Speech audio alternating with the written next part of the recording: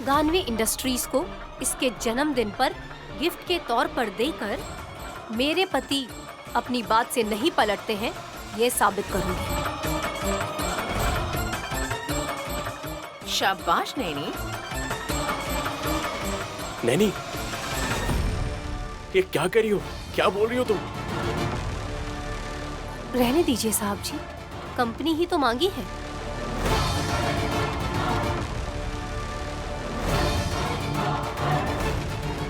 Company मांगी है, भागीदारी नहीं, समझी? पता है, हलवे का हिस्सा करना है सोच रही हो क्या? बहन कोई भी बात ये ऐसे नहीं बोलने वाली है।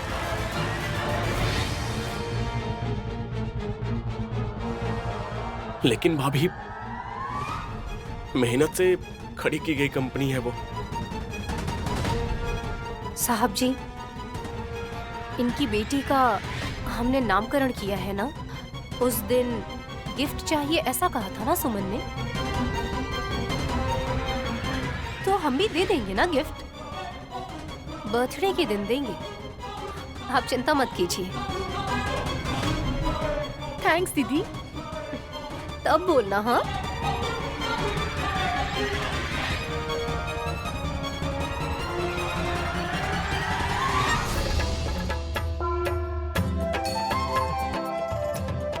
गायत्री, देखो बेटी, अरे रे रे रे रे रे रे रे रे, इधर देखो, इधर देखो, ये कैसा है?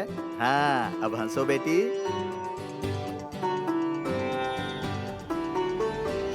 गायत्री, जीवन मामा के साथ खेलोगी क्या? स्वामी जी, बच्ची का अपहरण करके पाप किया मैंने। मुझे गलत ना समझकर मामा बोलकर शर्मिंदा कर रहे हैं स्वामी जी आप। उस दिन तुम्हारे पास कोई रास्ता नहीं होगा, इसीलिए तुमने ये गलती की होगी, नहीं तो तुम गायत्री का अपहरण बिल्कुल नहीं करते। वो दुष्ट लोग ये काम किसी और आदमी से करवाए होते। हाँ स्वामी जी, वो तिलोत्तमा मैडम इंसान कहलाने के लायक नहीं है। उन राक्षसों की नजरों से तुम बचकर आ गए, इसका मतलब तुमने रक्षा की होगी। मेरे कर्मों की सजा मुझे मिल गई गुरुजी। अब मैं कहीं भी चला जाऊंगा स्वामी जी। कहाँ जाओगे तुम? मेरे बीवी बच्चों के पास। वो मेरे लिए परेशान हो रहे होंगे। तुम्हारे घर वाले तुम्हें देखकर खुश हो जाएंगे जीवन। स्वामी जी ऐसा क्यों बोल रहे हैं? मैंने जो कुछ किया है उन्हें पता चल गया क्या? तिलोत्तमा ने बता दिया।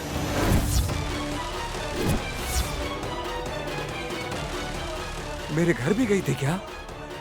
हाँ जीवन, तुम यहाँ हो उसे पता नहीं था, तो वहां जाकर उसने तमाशा किया। अगर तुम वहां पर होते तो वो लोग तुम्हारी जान ले सकते थे। वो भी सही है स्वामी जी। तुमने जो मुझे अपना पता बताया था, मैं वहां पर गया था जीवन। तुम ठीक हो मैंने कह दिया है, और उन्हें 2000 रुपए भी दे आया हूं। मुझे खाना दे रहे हैं, मेरे बीवी बच्चों को बचाना भी चाहते हैं। आपका ये कर्ज कैसे चुकाऊंगा स्वामी जी? जान देकर।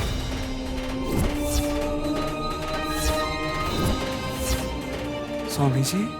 हाँ जीवन, कुंडली बनाते समय वेंकट ने मुझसे कहा था, जिस दिन तुम्हारी जान जाएगी, नैनी की बेटी गायत्री उसी दिन अपनी मां से मिलेगी। मतलब स्वामी जी, मुझे जिंदा रखने के लिए, सच नहीं बोलने के लिए ही मुझसे वचन लिया था आपने। तुम मुझे वचन दो, तुम जिसे उठाकर लाए हो वो गायत्री नैनी बेटी की बेटी है, ये बात उसे कभी नहीं बताओगे। कसम खाओ जीवन। स्वामी जी? खाओ जीवन। ठीक है स्वामी जी।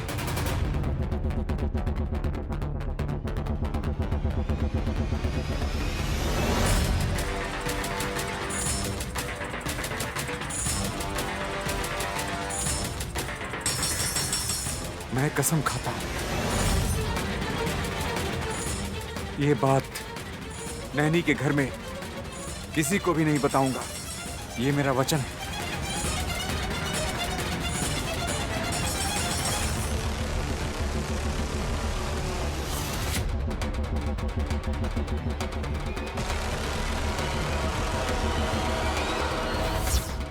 ये पापी कोई और पाप ना करे। आयु बढ़ा रहे हैं स्वामी जी।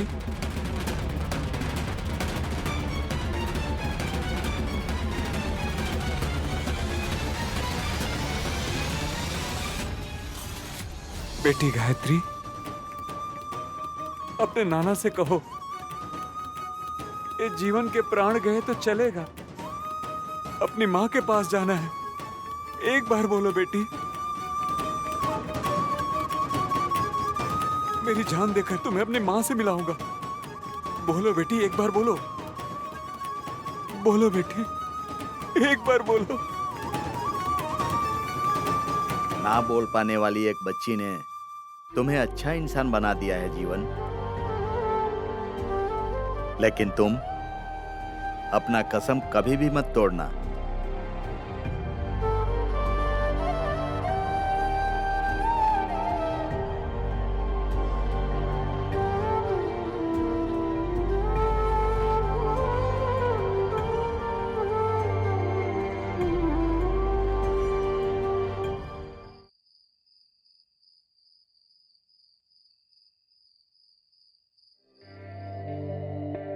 गायत्री, तुम सोने से पहले कोई ना कोई कहानी सुनाने के लिए कहती हो ना। जो होने वाला है वो तुम्हें बताती हूँ, ठीक है? तुम्हारी मौसी सुमन कल या परसों दूसरी गलती भी करने वाली है। उसके बाद फिर तीसरी गलती करने के लिए ज्यादा टाइम नहीं लगेगा। उसके बाद हम क्या करेंगे? छोटी बहन को लेकर आएंगे। गानवी ही ना? पापा आए हैं, देखो। नैनी, खिलौने से तुम गानवी के बारे में ही बोल रही हो ना? ये क्या साहब जी, हमारी बेटी गायत्री को खिलौना कह रहे हैं आप? कशी या सुमन ने बोला होता तो उन्हें निर्दयी समझकर मैं छोड़ देती, लेकिन अगर आप ऐसा कहेंगे तो फिर। तुमने खिलौने में तो जान डाल दी, लेकिन मेरे जैसे इंसान को खिलौना बना दिया तुमने। यही याद दिलाने के लिए मैंने ऐसा बोला। आपकी बातों का कुछ और मतलब लग रहा है। तुम्हारा उद्देश्य अगर गानवी को पाने का ही है तो ये घर तहस नहस हो जाएगा नैनी। सुमन अपने आप को ही भूल गई है साहब जी।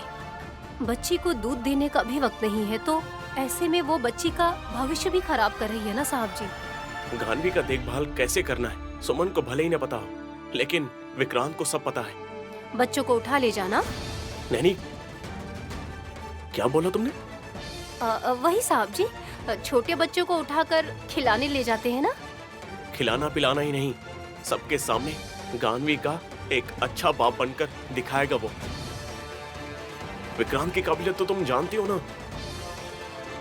बच्ची का अच्छा बाप बनने के लिए टैलेंट की जरूरत नहीं है साहब जी, प्यार होना चाहिए।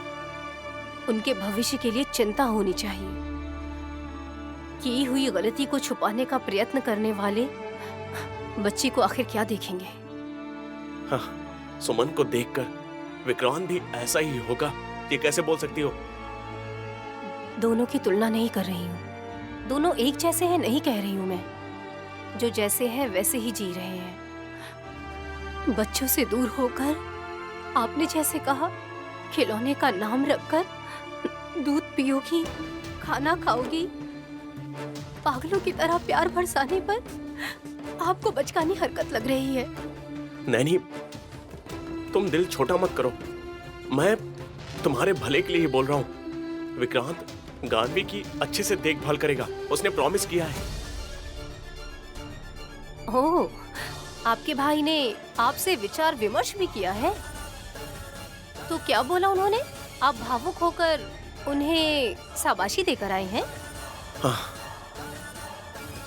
उसी की बेटी को वो सही से देखेगा। पर तुम ऐसे क्यों बोल रही हो? उनकी बेटी के लिए आपको क्यों कंस देनी चाहिए? बोलिए साहब जी। आदमी अच्छे से बात करते वक्त लगता है इंसान थोड़ा भी नहीं सोचते हैं।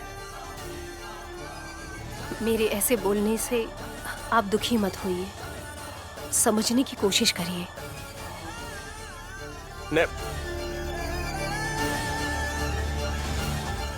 मैं दुखी नहीं हूं नैनी, मैंने तुम्हें दुखी कर दिया है।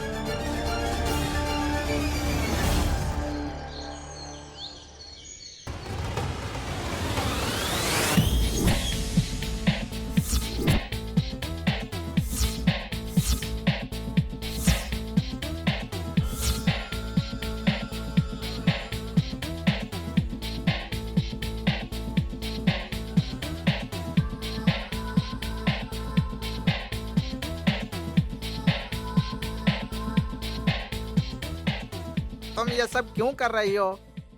मेरा बर्थडे आ रहा है ना फूफा जी, पब्लिसिटी के लिए फोटोज चाहिए। इंग्लिश, हिंदी, तेलुगु, हर न्यूज़पेपर में फोटोज डाल रही हूँ। ऐसी गलती मत करो सुमन, अगर तुम्हारी दीदी को पता चल गया तो गरम तेल में डाल देगी तुम्हें। अगर मेरे रास्ते में आएगी तो आज तो मैं उसे नहीं छोड़ूंगी। पता नहीं, तुम दोनों बहनों के झगड़े में हम ही कुछ ले जाएंगे लगता है। सुनिए, हाँ बच्ची को इसे देकर आप साइड हो जाएंगे तो अच्छा होगा। ठीक है। 2 मिनट अपने पास ही रखिए फूफा जी, पहले मेरी फोटोज होने दीजिए, फिर बच्चे के फोटोज। मैडम रेडी, स्माइल करके पोज दीजिए मैडम। रहने दीजिए, फिर मैं तेवर दिखा रही हूँ सोचेंगे। कोई क्या सोचेगा ये सोचकर तुम फोटो नहीं खिंचवाओगी क्या? जरा मुझे देखो, ऐसे खड़ी हो जाओ। कसी जैसे एंगल दिखा रही है ना, वैसे ही फॉलो करो, फोटो बढ़िया आएगी। जरा संभल के, तुम्हारे इस एंगल के चक्कर में कमर अकड़ गई ना तो सेलिब्रेशन को भूल जाना सुमन।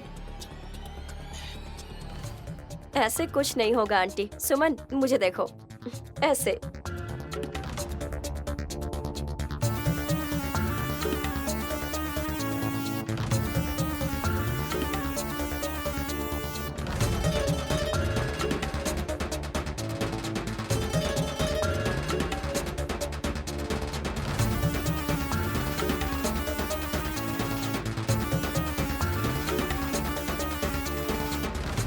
मैडम थोड़ा चिन डाउन करिए। यहाँ क्या चल रहा है? मुझे मत बोलिए डैडी, सुमन फोटो शूट करवा रही है।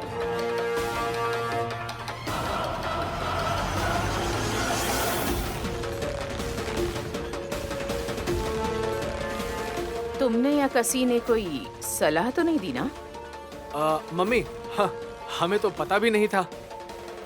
सुमन को फोटोज लेने के लिए पोज कैसे देना है बता रही थी आंटी। नैनी, गलती से गार्डन में आ गई सोचकर थोड़ी देर अंदर ही रहोगी तो अच्छा होगा। आधे घंटे में ये खत्म हो जाएगा, तुम जाओ।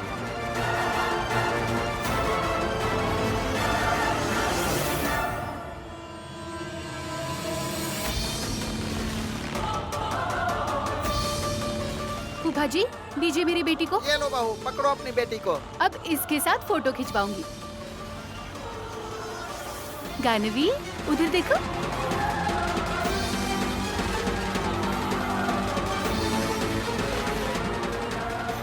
अरे वहाँ देखो ना।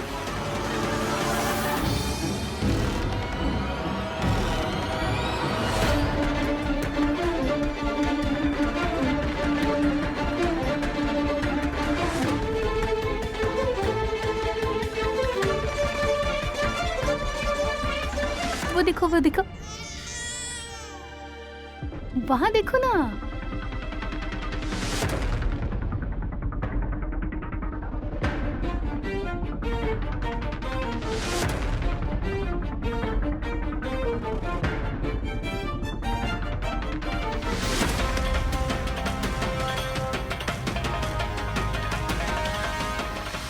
मत करिए, फोटो मत निकालिए, रुक जाइए।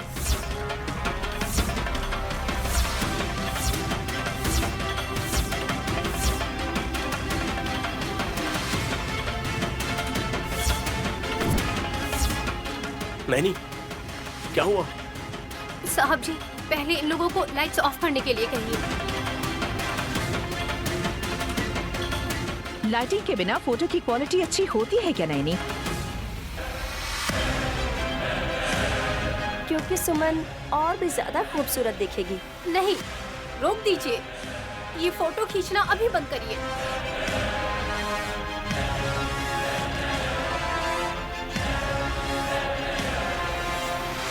ऐसे चुप क्यों खड़े हैं आप? वो मना कर रही है और आप बिना बोले ऐसे मौन रखकर क्यों खड़े हैं बताइए? सुमन, मेरी बीवी की मर्जी है, वो 100 नहीं तो 1000 फोटो खिंचवाएगी। सुमन, मैं बात करता हूँ, तुम जरा चुप हो जाओ। भाभी, रोक के बोलने से आप चली गई ऐसा सोचा तो आप दोबारा आकर फोटोशूट क्यों रुकवा रही हैं? मैं कुछ समझा नहीं। आपकी बीवी सुमन हजारों नहीं बल्कि लाखों फोटो खिंचवाए, मुझे इससे कोई फर्क नहीं पड़ता,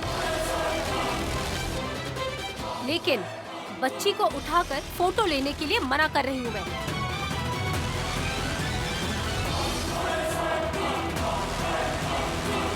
उन्हें क्यों दर्द हो रहा है? दर्द मुझे नहीं हो रहा है पागल औरत, बच्ची को दर्द हो रहा है। 4 महीने की बच्ची को गोद में लेकर फ्लैश लाइट के साथ रिफ्लेक्टर का इस्तेमाल करके वो घबरा रही है।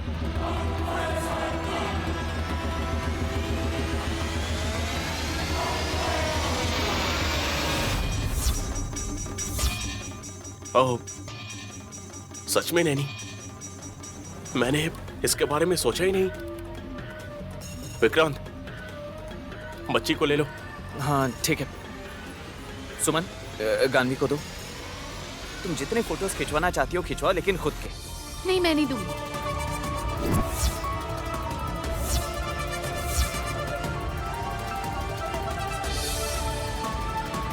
क्यों नहीं दोगी? गानवी ने कहा कि मुझे फोटोज नहीं लेने हैं, बताइए मुझे।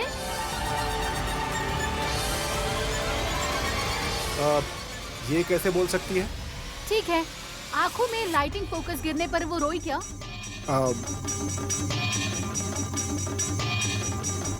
रोई नहीं तो इसका मतलब ये नहीं है कि इस माँ को दुख नहीं है। कौन माँ? मैं हूँ। मेरी बेटी गानवी की माँ मैं हूँ। कोई दूसरी औरत को आप उसकी माँ मत कहिए।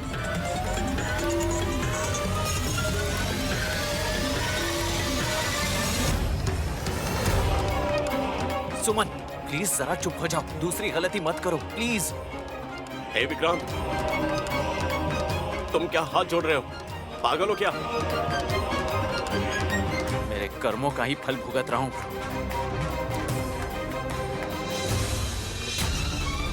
मुझसे शादी करने के बाद या बेटी होने के बाद?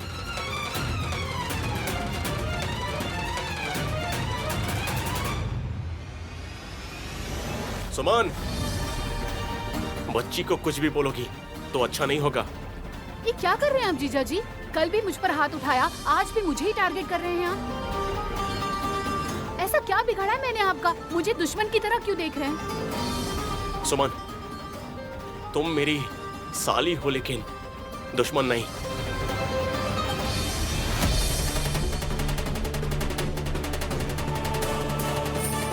तुम बिना सोचे समझे बात कर रही हो, इसका दुख है मुझे। हमें कुछ भी बोलो, लेकिन गानवी एक छोटी बच्ची है, उसे कुछ मत बोलना। मेरी बेटी है, मेरी मर्जी, मैं कुछ भी बोलूंगी और कुछ भी करूंगी। मुंह तोड़ दूंगी तुम्हारा। अरे रे रे, क्या कर रहे हो तुम लोग? फोटोज कोई रोते हुए निकालता है क्या? सुमन को फोटोज के लिए स्माइल देनी होगी ना। ऐसे लड़ाई झगड़ा करोगे तो फोटोग्राफर के सामने हंस सकते हो क्या? हाँ, वो तो सुमन को देखकर हंसने वाला है शायद। सच कहा, ऐसी औरत का मैंने फोटो निकाला यही सोचेगा। कोई कुछ नहीं सोचेगा, जिन्हें मैं पसंद नहीं हूँ वो सोचेंगे। भैया आप फोटोज लीजिए। ठीक है मैडम।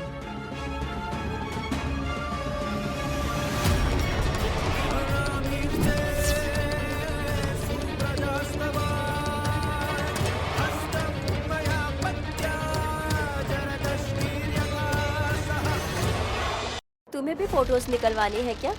अपनी बहन के बाद निकलवा लेना नैनी। नैनी तुम्हारी तरह लालची नहीं है। बच्ची पे फ्लैश ना गिरे इसलिए सामने खड़ी है ये। लेकिन मेरी फोटो कैसे आएगी? तुम्हारी दीदी की फोटो जरूर आएगी, वो भी सुंदर। विशाल, तुम्हारी पत्नी इतनी ब्यूटीफुल है इसलिए सिर्फ कॉम्प्लीमेंट दिया है, मुझे गलत मत समझना। Thanks for the compliment brother. Vikrant, Suman के पास से बच्ची लेते हो या नहीं? नहीं तो सुमन को भी अपने साथ ले जाओ, तुम्हारी मर्जी। अगर नैनी ने डिसाइड कर लिया है तो कोई भी काम नहीं होगा, खासकर गलत काम।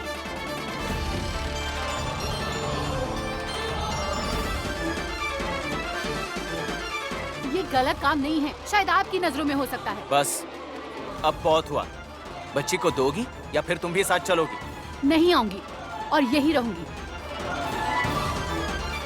ये मेरे सामने कितनी देर खड़ी रहना चाहती है, रहने दीजिए, मैं भी देखती हूँ।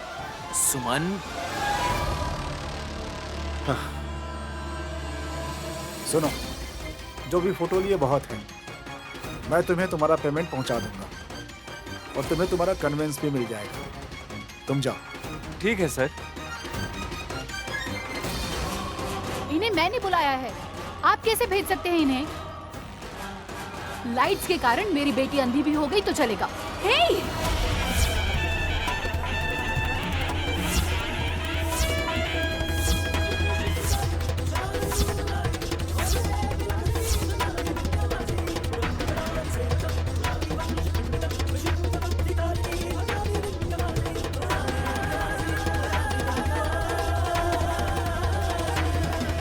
रुक गई हो ना नैनी, वहीं पर रुक जाओ। ये झगड़ा यहीं खत्म करो तुम लोग। भैया, मेरे हस्बैंड ने कहा ना, बिना देर किए अपना सामान पैक करो। ठीक है मैडम जी।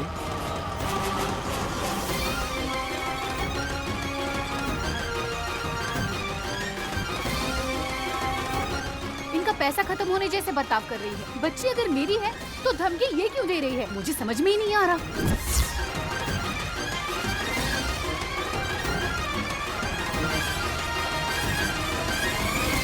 विक्रांत बाबू, दूसरा अवसर भी खत्म हो गया है। गलती कर रही है आपकी पत्नी। कर्म के अनुसार ही हो रहा है भाभी।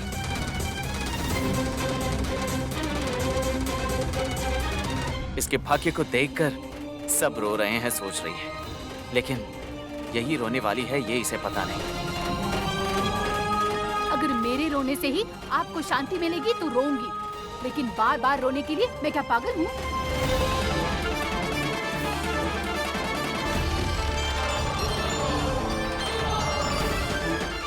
चलो गानवी, हमें देखकर जो जलते हैं उनके सामने ज्यादा देर रुकना नहीं चाहिए।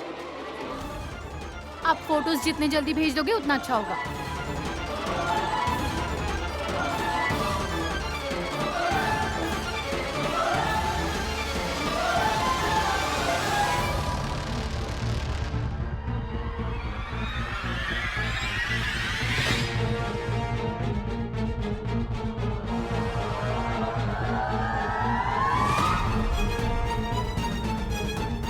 तुम लोगों को क्या लग रहा है?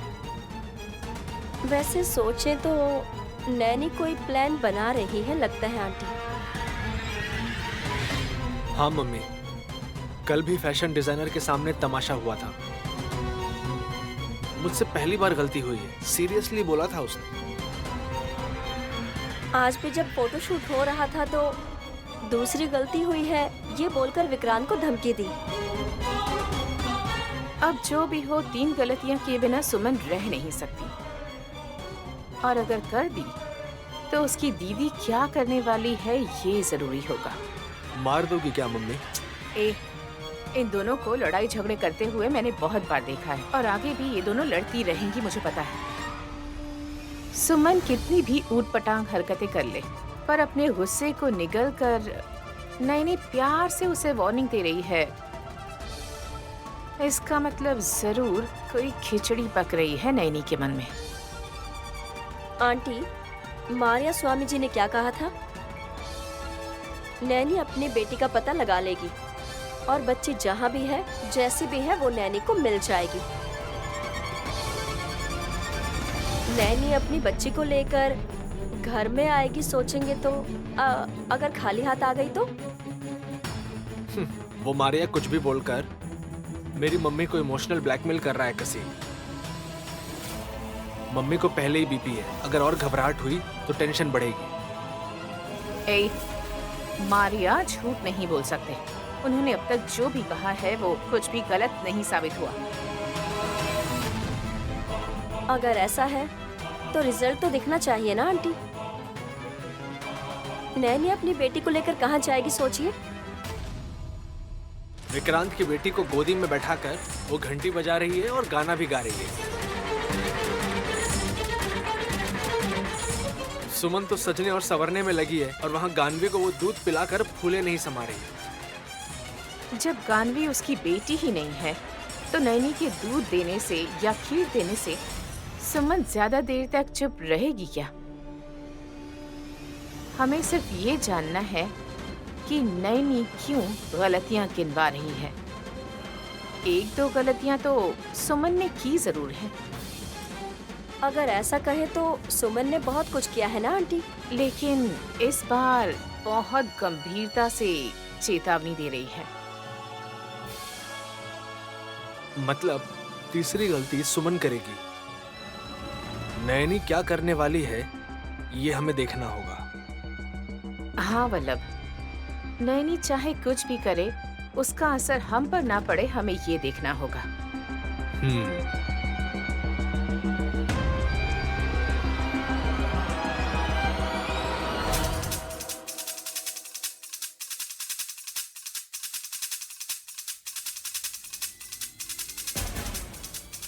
बात करनी है कहकर यहाँ बिठाकर चुप खड़े हो।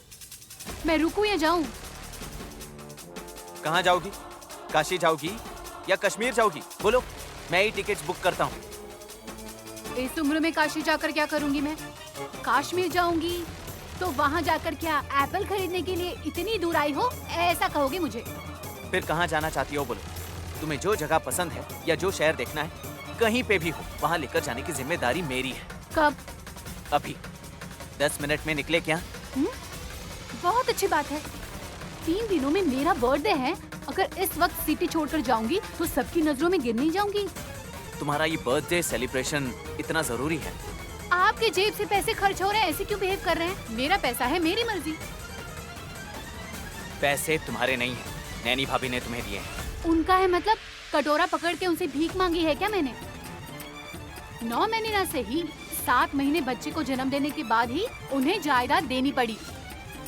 हमारी बच्ची मर जाने के बाद भी जायदाद मिली है, इससे भी खुश ना होकर गानवी को भी दूर कर रही है ये औरत। अब क्यों चुप बैठे हैं आप? मैंने जो बोला वो सच है ना? देखो सुमन, जायदाद के बारे में भूल जाओ, वो हमें नसीब से नहीं मिली है, बल्कि अन्याय करके मिली है, ये याद रखो। अन्याय से मिला है मतलब? कुछ नहीं, ऐसे ही। तुम्हें समझ नहीं आया फिर भी मेरी बातों को समझो। कल एक गलती की तुमने, आज एक और गलती की, तीसरी गलती करोगी तो कितने भी पैसे होने का कोई फायदा नहीं होगा, दिल टूट जाएगा तुम्हारा। हो गया आपका बोल के? क्या गलती की है मैंने? कल फैशन डिजाइनर को बुलाकर कपड़े सिलवाना गलत है क्या? क्यों? मेरी दीदी ऑफिस जाने के लिए नई साड़ी और फंक्शन हो तो कॉस्टली साड़ी पहनने पर कोई उन्हें कुछ नहीं पूछता। कपड़े पहनने चाहिए, नुकसान नहीं करवाना चाहिए। किसने किया? मैंने या दीदी ने? ये बात बोलने के लिए भी शर्म आनी चाहिए। मुझे नहीं आती। मुझ में लाज संकोच नहीं है, ऐसा सोचिए। मेरे पास सिर्फ पैसे हैं और वो काफी हैं, जो मुझे राहत से, चैन से, सुकून से जिंदगी जीने देगा। तीसरी गलती करूंगी तो जैसे मेरा दिल ही टूट जाएगा, ऐसे बोल रहे हैं आप। मेरे कोई भी काम करने से उससे गलत बोलने वाले के बारे में मैं बिल्कुल भी नहीं सोचूंगी। मत करो सुमन, मैं तुम्हारे हाथ जोड़ता हूँ। तुम औरतों की तरह नहीं रह सकती। कौन कहेगा कि मैं औरत नहीं हूँ? मेरा बर्थ सर्टिफिकेट दिखाऊं? अगर वो भी कम पड़े तो हमारी शादी का सर्टिफिकेट दिखाऊं? और वो भी कम पड़े ना तो सिजेरियन के समय मेरे पेट को जो काटा गया उसे भी दिखाऊं? काफी है ना? पागलों वाली बात मत कीजिए।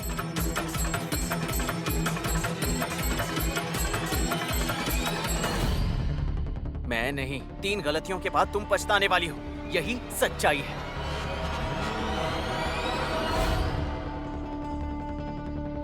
मुझे रोकने के लिए आप सामने खड़े हैं ना साहब जी?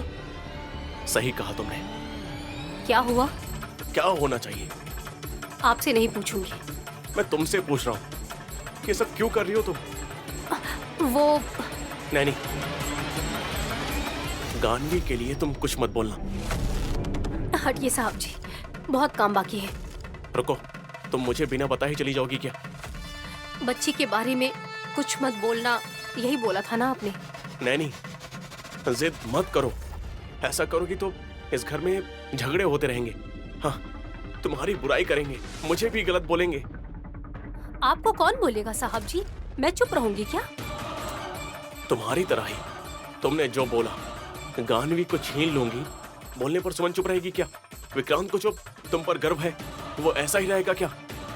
मैं चुप हूँ इसलिए सब लोग खुश दिखाई दे रहे हैं आपको, समझ गए ना?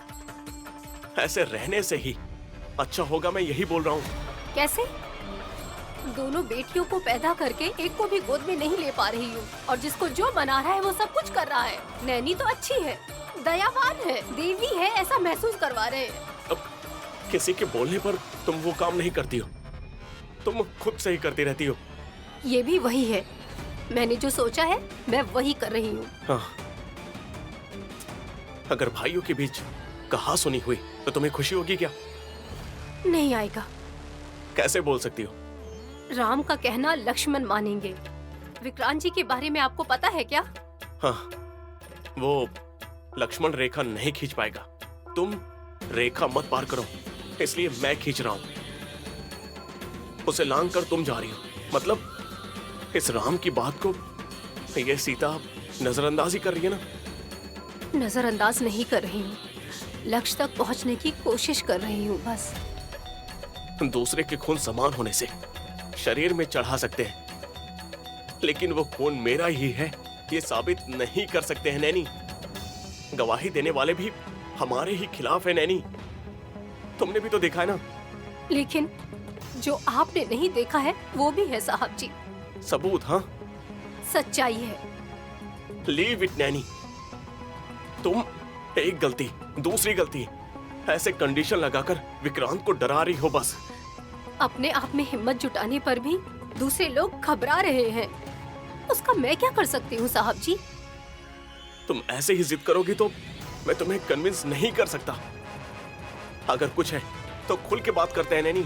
सुमन एक और गलती करेगी तो वो अपने 3 अवसर खो देगी।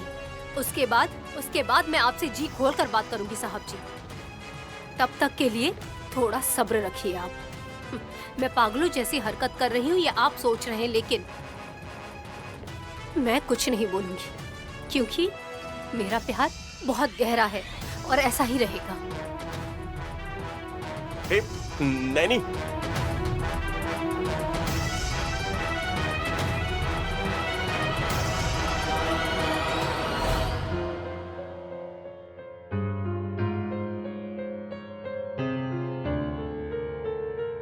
गायत्री, तुम्हारे कुछ कपड़े हैं क्या? मैं धो देता हूँ।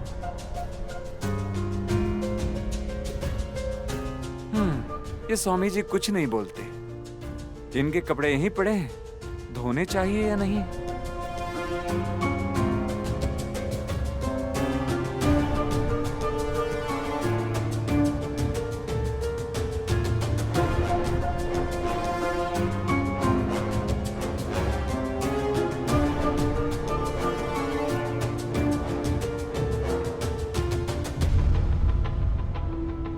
बेटी गायत्री, मेरा फोन दुकान में गिर गया है। शायद चुरा लिया होगा किसी ने। तुम्हारे पास तुम्हारे नाना जी का फोन है ना? तुम्हें उठा लाया हूं, ऐसा तुम्हारे माँ को फोन करके बताना है ना? क्या देकर आपका कर चुका हूं स्वामी जी? जान देकर।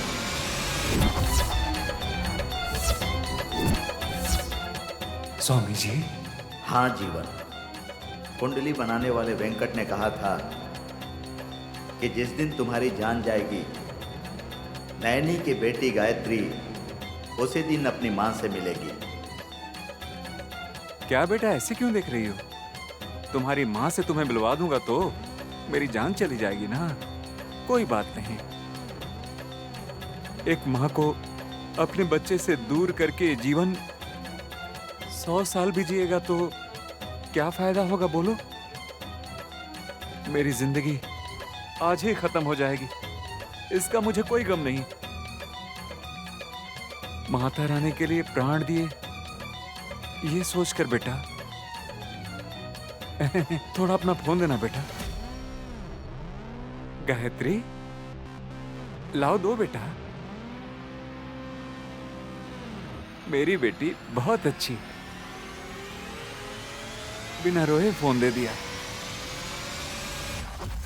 मेरे मरने के बाद मेरे लिए कौन रोएगा बेटी? अपने नाना को बोलना कि मेरी बीवी को जाके बता दे, सच बोल दे उससे।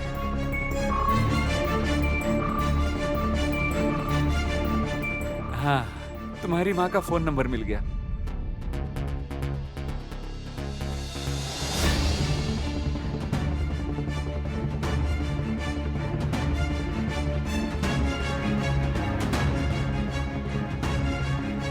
घंटी जा रही है बेटा। सच बता दूंगा और अपनी जान दे दूंगा, फिर स्वामी जी तुम्हें अपनी माँ के पास छोड़ देंगे, ठीक है ना?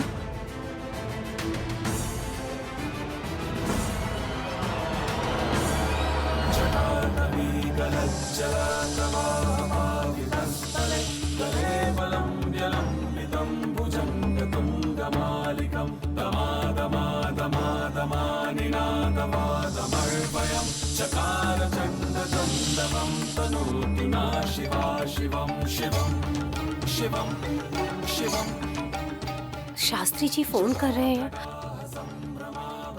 हेलो शास्त्री जी।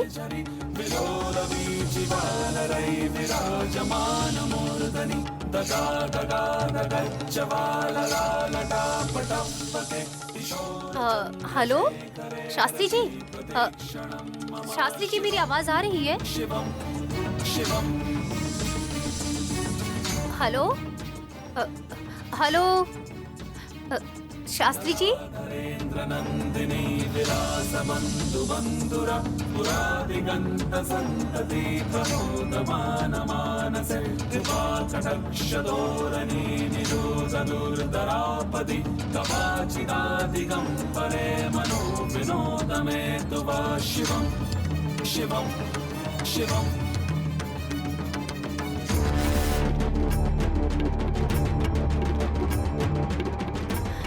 लगता है गलती से फोन लग गया होगा उनसे।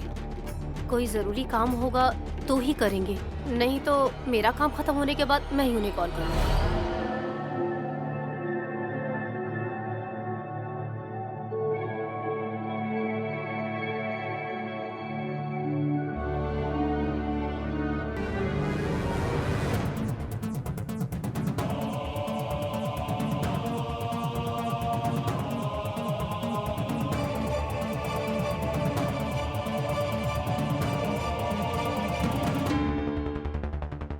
जीवन, तुम्हें अपनी जान की फिक्र नहीं है क्या? तुम नैनी बेटी को सच बताओगे, उससे पहले ही नागराज तुम्हारी जान ले लेंगे। काट लेगा ये सोचकर मुंह से आवाज नहीं निकली स्वामी जी। बोलने पर जीव जंतु ही सुनते हैं जीवन, मनुष्य नहीं सुनते हैं। परमेश्वर की लीला जैसी है वैसे ही सोचना चाहिए। अगर जल्दबाजी करोगे तो भुगतना पड़ेगा। तुम जाओ अपना काम करो। ठीक है स्वामी जी।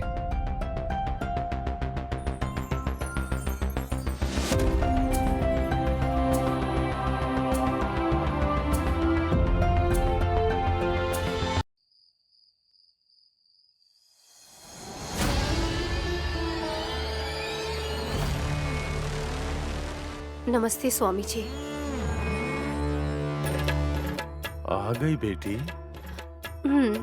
आने के लिए संदेश भिजवाया था, लेकिन आने तक रात हो गई। मेरी बेटी के बारे में जानने के लिए चाहे आधी रात ही क्यों ना हो जाए, मैं नहीं रुक सकती स्वामी जी। और तुम्हें माता रानी के समान शक्तियां होती हैं, तुम ही एक उदाहरण होने। तुम्हारा यह संकल्प ही तुम्हें सफल स्त्री की महानता की शिखर तक पहुंचाएगी। जिंदगी में ज्यादा कमाऊं या फिर कुछ साबित करने की कोई आशा नहीं है मेरी। शिखर पर पहुंचने के बाद भी मुंह के बल गिर गई हूँ स्वामी जी। गायत्री माँ जी मेरी कोख से जन्म लेकर पता नहीं कहाँ गायब हो गई। उन्हें ढूंढ निकालने के लिए मेरे पास जो कुछ है सब खर्च हो जाए, फर्क नहीं पड़ता। ऊंचाई पर पहुंचने के बाद ही नीचे गिरने का डर लगा रहता है। तुम्हारा विश्वास सराहनीय है। इस खेल में जीत किसकी होगी अभी ये बता नहीं सकते। लट्टू की तरह तुम्हारे चारों ओर घूमती हुई निधि को जरा ध्यान दोगी तो विशेष रूप से अपनी बेटी का अच्छे से ख्याल रखो। क्या होने वाला है स्वामी जी? मेरी बेटी को क्या होने वाला है? किसी पर मुसीबत आने से तुम उसे बचा लेती हो, लेकिन तुम पर या तुम्हारी बेटी पे कोई मुसीबत आए तो पता नहीं लगा सकती हो। हाँ स्वामी जी, अपने इस दुर्भाग्य को याद करके दुखी होती हूँ मैं, और आपकी ये चेतावनी सुनकर घबरा जाती हूँ। माता रानी की लीला के अनुसार होने वाला परिणाम है ये। परमेश्वर की परम भक्त कहलाने वाली तुम अपनी बेटी को बचाने में विफल होगी। विशालाक्षी देवी ने तुम्हें जो वर दिया है वो काम नहीं करेगा। तुम्हारा मन चाहे कितना भी विचलित हो पर निर्भर रहना। तुम्हारे धैर्य को वो जगन माता साथ रहकर परीक्षा लेती रहेगी। स्वामी जी, मेरी बेटी की जान को कोई खतरा तो नहीं है ना? माता रानी मेरी परीक्षा लेंगी तो मैं सह लूंगी। इतनी छोटी बच्चियों पर जगत माँ कहलाने वाली, उनको दया क्यों नहीं आ रही है स्वामी जी? बताया था ना नैनी, विशाल लक्ष्मी माँ के आज्ञा के अनुसार ही सब चलता है। संभल के रहना। अपनी बेटी से मिल सको उस शंकर जी से प्रार्थना करना। अब जाओ। जा रही हूँ स्वामी जी, जा रही हूँ। गानवी को मैं कुछ भी नहीं होने दूंगी, भले ही उसको मेरे पास आने में काफी वक्त लग जाए, उस पर आँच नहीं आने दूंगी। शुभम बोया।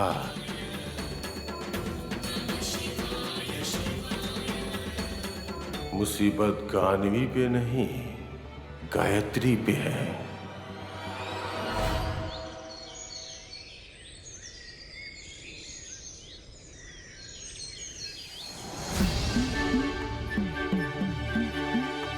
कंधों से ऊपर अगर तिल हो तो छोटी उम्र में ही संतान की प्राप्ति होती है। मुझे तिल है बहू। हाँ? जब मैं पैदा हुआ था तो मेरे पिताजी छोटे थे। मेरी इतनी उम्र हो गई पर मुझे बच्चे नहीं हुए हैं। रहने दीजिए जी, सोचने से हो जाएगा क्या?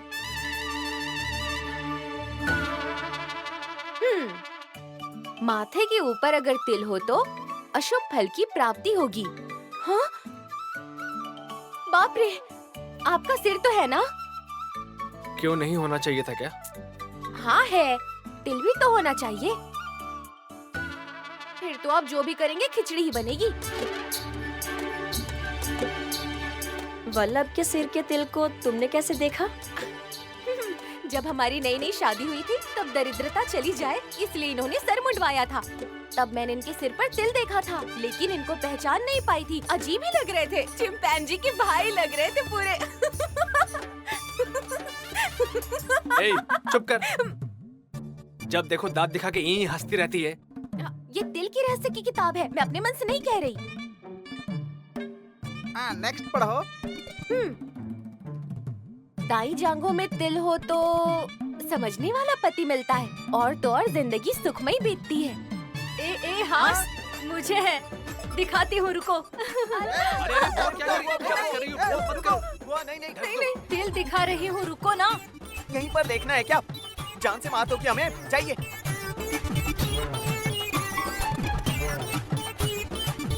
आंटी, हासिनी की बातों में आकर अपनी मर्यादा मत भूलिए। ये क्या, ऐसे क्यों बोल रहे हो? मोल्स के बारे में इन मेल्स को कैसे पता होगा बुआ जी? ये क्या, आप सब लोग अब तक यही हैं?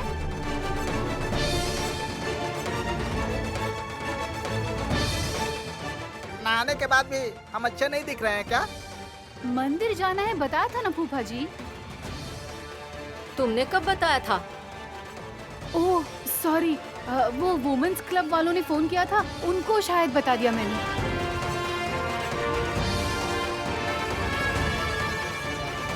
तुम तैयार हो गई ना? तो जाओ।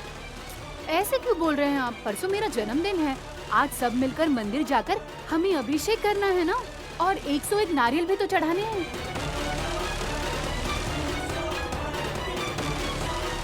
अभी आकर चलने बोलोगी तो कैसे चलेगा छोटी? रात में अगर बता देती तो सब रेडी हो जाते ना। अभी बताने से ही सासू माँ, ससुर जी, विशाल जीजा जी, मेरी दीदी रेडी हो रहे हैं। आप नहीं रेडी हो सकते? हाँ? बहन आ रही होगी तो मैं भी चलूंगी। ये सब चले जाएंगे तो हम घर पर क्या करेंगे जी? चलिए। जैसा तुम कहो। हासिनी बहू, मेरी 2 उंगलियों के बीच में एक तिल है, उसका मतलब क्या है? हाँ, एक्सीडेंट हो सकता है फूफा जी। अरे बाप रे, मैं नहीं आऊंगा।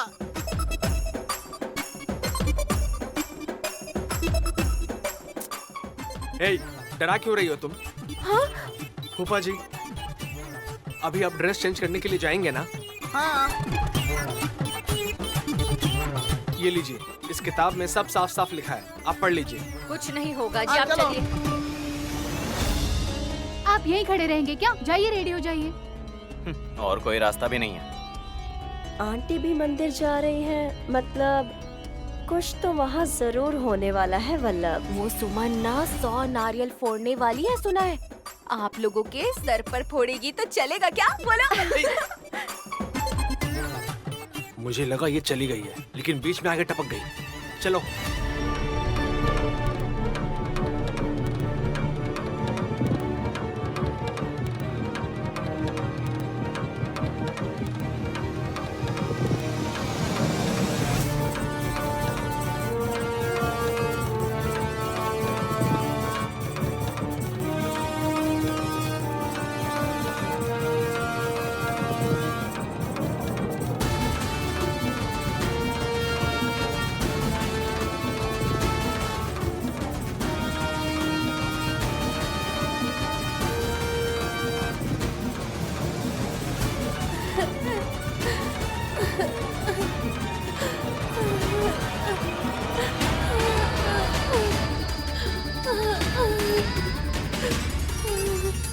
एक मिनट साहब जी, मैं अभी आती हूँ। फूफा जी।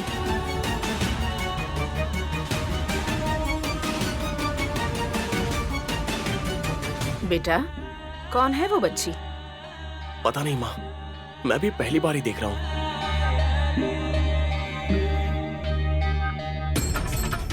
बेटी,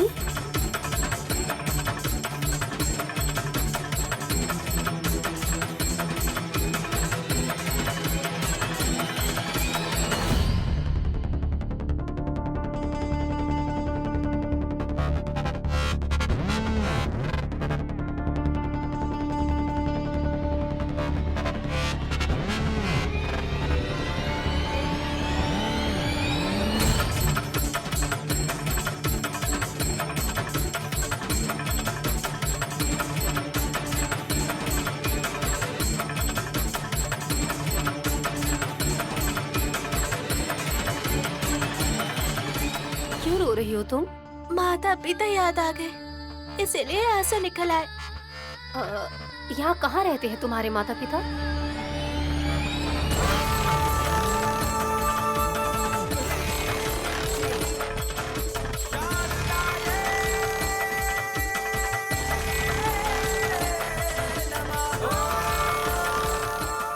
मेरी तरफ क्यों इशारा कर रही हो तुम बेटा? क्यों? मैं तुम्हें माँ ना बोलूं? क्यों नहीं बोल सकती? इस बच्ची को जब मैंने प्यार से बेटी बुलाया है तो फिर तुम मुझे प्यार से माँ बोल सकती हो। मेरा इस दुनिया में कोई नहीं है, इसलिए मैं तुम्हें माँ बुला सकती हूँ क्या? तुमने मुझे माँ बुलाया, मुझे बहुत खुशी हो रही है। मेरे पति को भी बुलाऊंगी तो वो भी बहुत खुश होंगे। वो कहाँ है?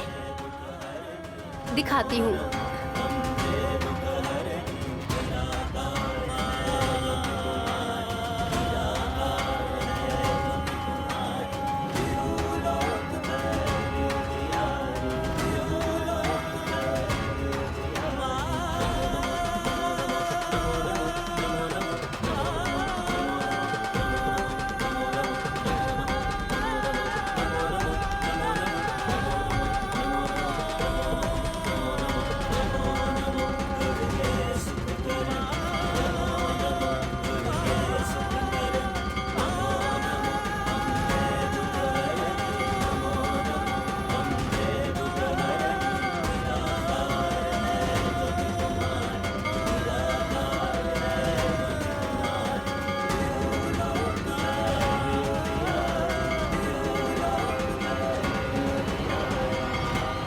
यही लेकर आ रही है क्या?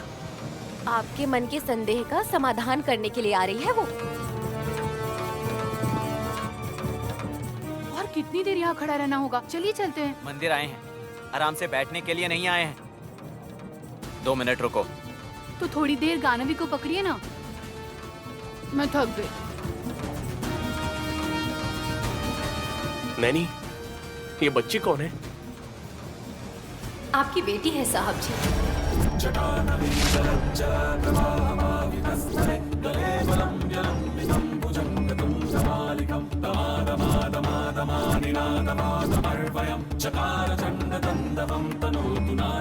क्या हुआ भतीजे, फ्लैशबैक में हो?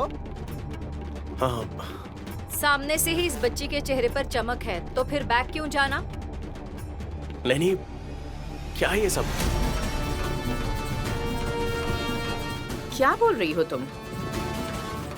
इतनी बड़ी बच्ची है, मतलब विशाल की शादी हमसे पहले हुई थी क्या मम्मी?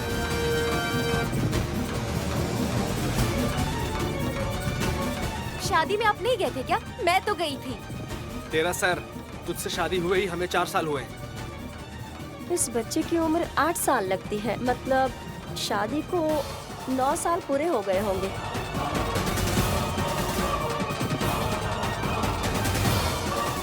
विश, तुमने सीक्रेटली शादी कर ली थी क्या? बुआ, प्लीज। नैनी, तुम बोलो।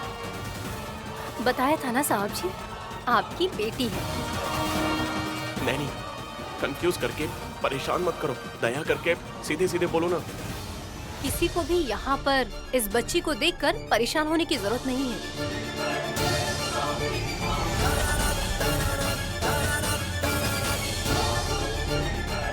इस बच्ची के माँ बाप नहीं हैं। इसने मुझे प्यार से माँ बुलाया है तो मुझे बहुत खुशी हुई। आपको भी पापा बुलाएगी तो आप भी खुश हो जाएंगे, इसीलिए मैं इसको यहाँ ले आई हूँ। अच्छा, इसमें क्या है? बुलाओ बेटा। माँ के साथ मंदिर आए हैं क्या पिताजी? हाँ बेटा।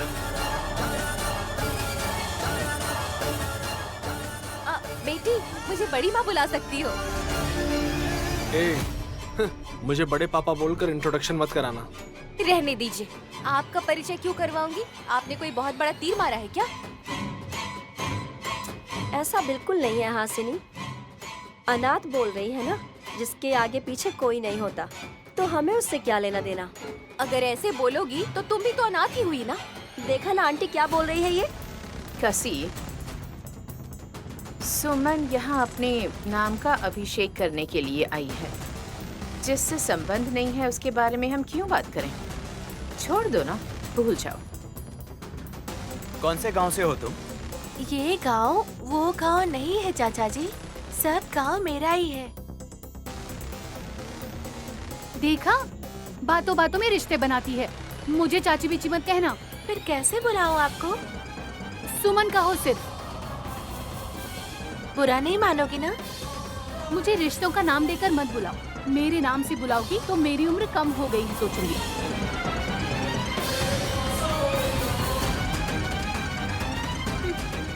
मंदिर आने पर भी तेवर दिखाना कम नहीं हुआ है तुम्हारा। लेकिन नाम क्या है बताया नहीं। मेरा नाम विशालाक्षी है।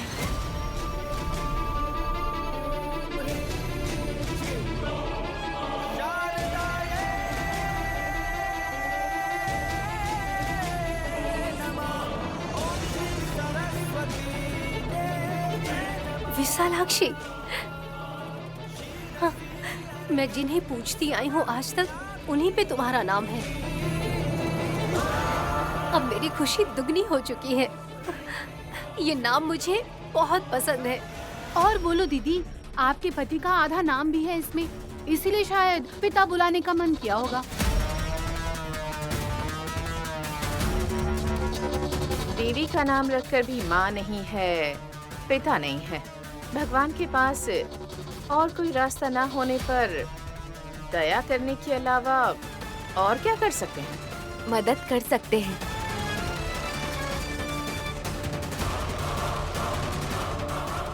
विशालाक्षी, अच्छे से याद करके तुम्हारा गांव कहाँ है थोड़ा अच्छे से बताओगी क्या? अगर तुम्हारे सगे संबंधी होंगे तो वहाँ जाकर हम छोड़ कर आएंगे। और कोई प्रॉब्लम हो तो बता सकती हो।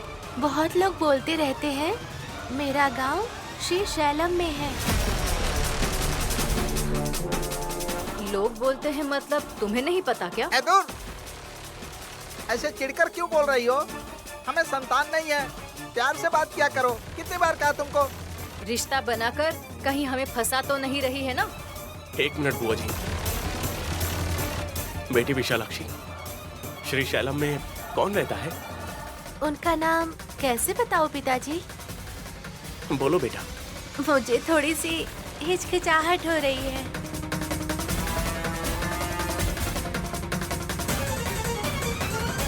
पति का नाम पूछा हो ऐसे तुम शर्मा रही हो।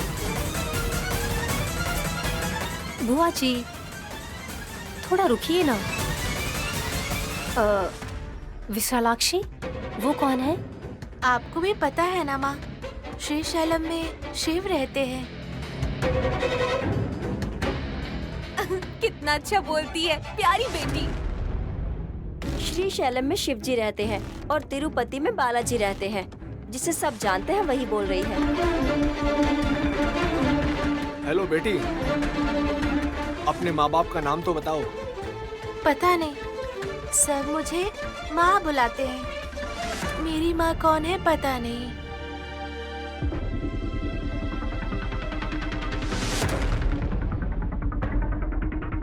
और कौन? ये नैनी माँ, ये विशाल पिताजी कहकर रिश्ते बना रही हो ना?